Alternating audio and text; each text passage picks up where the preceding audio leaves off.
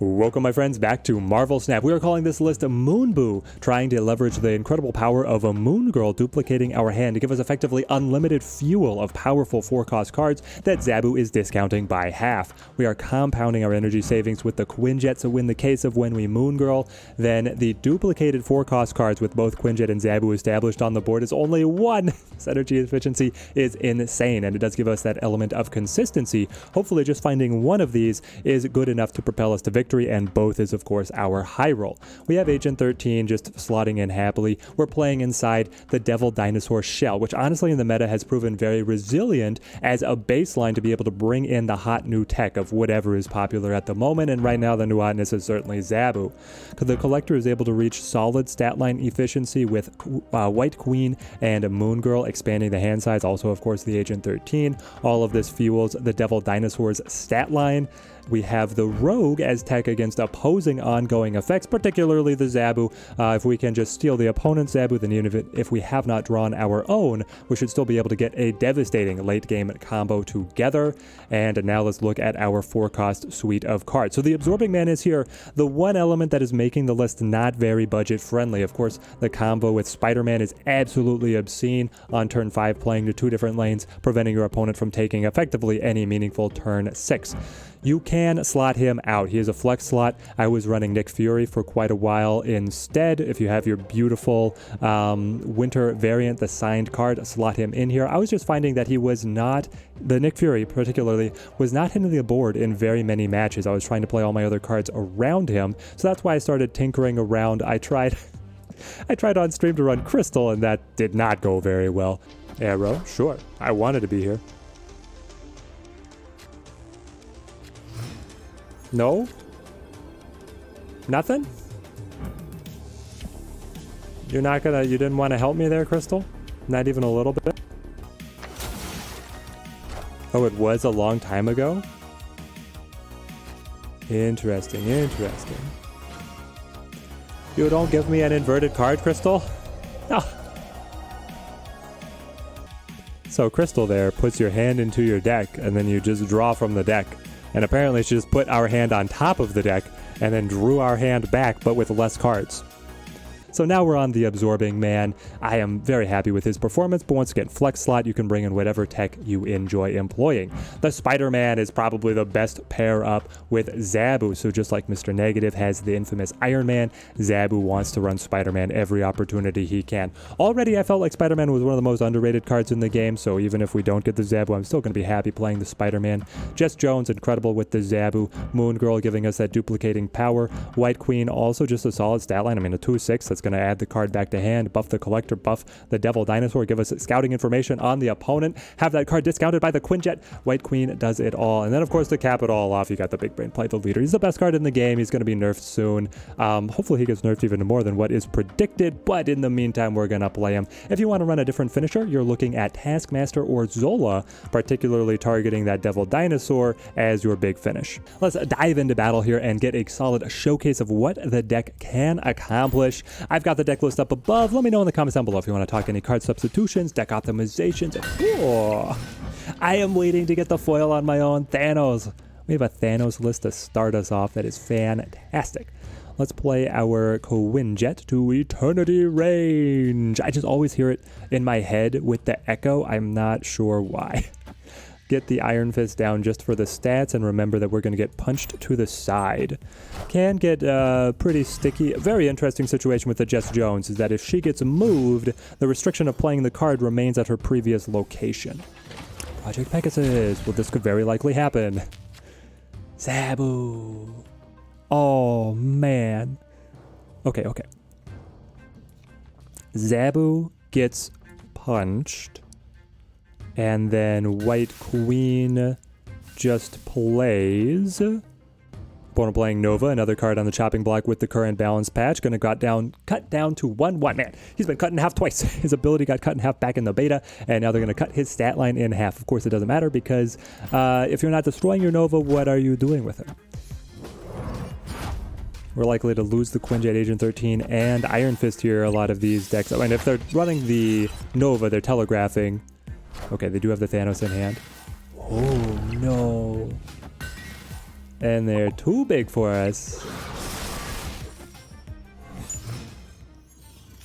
That is quite annoying. Quite annoying indeed, but you know what is more annoying is this Absorbing Man Spider-Man combo that we're about to shove in the opponent's face.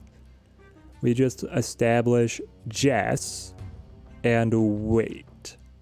Because the opponent is ahead at Nidavellir, I don't want to snap. I'd like to see what they develop here. I also want to see what they develop on turn 5. What we draw into, there's so many different factors. We do have a cheap Thanos that might let us outrun the opponent. Okay, Bishop, Mind Stone. A pity that you will not be able to use these tech cards. I feel like we do snap. Oh, do we? We can't play Thanos and Moon Girl together. Okay, it's too dangerous. It's too dangerous. Friendly neighborhood Spider-Man here. They're just done with the board. They've completely finished the board. Also, why are they running Professor X in this list? Why does Thanos want Prof X? Soulstone, the Killmonger has to be in here, right? Oh, it's Beast. Oh, no. My opponent. Did you have the Killmonger in here? I don't believe you did. Alrighty then. Okay, guys, so you don't normally want to snap on turn 6. That's basically never the play to be able to get the best Duke game, but we had it locked up. They were done. Absolutely done. You're going to see this webbing a lot alongside the Zabu. Get ready for this kind of picture. Spider-Man next to the Zabu. Clip it and ship it. Why, yes, that is a loincloth. Guys, with the titles, I don't know. I don't... Just the huge roster of titles, I don't love it. I guess once they make it so that you can have titles specifically assigned to specific decks and alongside your avatars, you'll get to flex more of that cosmetic library. But right now, I don't know. I just find the one that I like and then I stick with it forever. I don't even use the infinite titles from previous seasons, and I don't see myself using the infinite title reward for this season either. We'll drop down Collector here. I had somebody in chat saying that this Kazar face just looks busted. Like, what happened to his lip? His lips are out of proportion. And now I can't unsee it, so the rest of you are welcome. Oh, we got the Zabu, yes. Absorbing Man, Jess Jones, it's great. Max gives me the card draw. I don't think you wanted to do that, my opponent. Don't think you wanted to do that. Give me... I guess I do Moon Girl and then Jess Jones? I don't know. I could also Jess Jones into Absorbing Man. The nuance is winning at the Nexus means that I'm really incentivized to play Devil Dinosaur to that location. So maybe I just hold Moon Girl for later? Like Moon Girl, Jess Jones for later? But then what do I play now? I play nothing now? That seems crazy. Yuck. I will play Jess Jones and Moon Girl over other order. Moon Girl, Jess Jones. Done. Done. Done, but I'm not happy about it. Okay, Enchantress turns off the Zabu, but we got some of our card play in. And with the Quinjet, here comes the Quinjet. So this is the duality. You want to split these guys up as much as possible because the opponents are running Enchantress, they're running Rogue. They're trying to stop you. Don't let them. Don't even open the door for it. So it's just the expensive Dino now. We play it. I don't necessarily have a 2-drop that I would like to top deck. I was wondering if I can fit Sentinel into the list. I guess you could drop Absorbing Man to bring in the Sentinel as another just consistent... Oh, got the... It's so perfect. Well, I get caught up talking, guys. And then, oh, the Agent 13 will not... normally I would want to play her right here. But, I mean, we can still play her off to the Dark Dimension. I get caught up talking and then I don't snap, is what I'm saying. Until the game is already won. We win again. Yeah, look at that. I could have... Guys, I'm working on a guide for when to snap, and turns out lesson 1 should be don't be talking to chat. Be focused on the game. Ooh, up to Hala, we've got the Zabu. No Quinjet this time to establish, but we do have Collector. We've got the Rogue. Opponent shows Sunspot. That is a little ambitious to Hala. Wouldn't want me to play and suddenly rip that all away from you. Sunspot Scorpion. It tells me Galactus. Unfortunately, it tells me Galactus. Ha.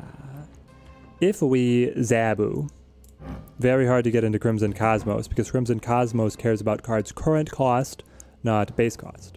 Meaning that the Jess Jones will actually no longer fit. The Devil Dinosaur, the Leader, those will. They're not in hand. I'll try Zabu here. They have their own Zabu. Okay. No longer is it Galactus. I don't know what it is. Is this like a cheeky rogue on your Zabu into Agent 13? Maybe that's what it is. Daredevil. Enchant. Okay. You just are gonna burn. You just love. Some people. What's the line? Some people just like to. That's a terrible Joker voice. Some people just like to watch the world burn. I didn't even get any benefit. I played Rogue. Now the whole problem with getting into Crimson Cosmos kind of took care of itself, so sometimes that happens. They've got the Daredevil to be able to see exactly what I'm doing here. They probably have a handful of other 4-cost cards. What are we expecting? A Spider-Man? If you're running Zabu, you're running Spider-Man, right? No, Jess Jones. Jess Jones also a great pick. She-Hulk.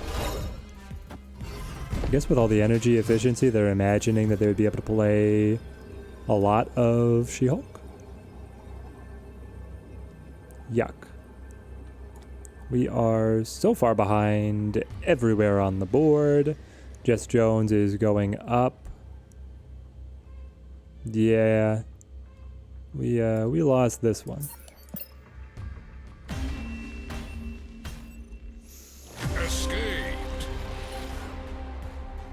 Honestly, hats off to the opponent on that one, seeing that the Enchantress into both Zabus was their winning line.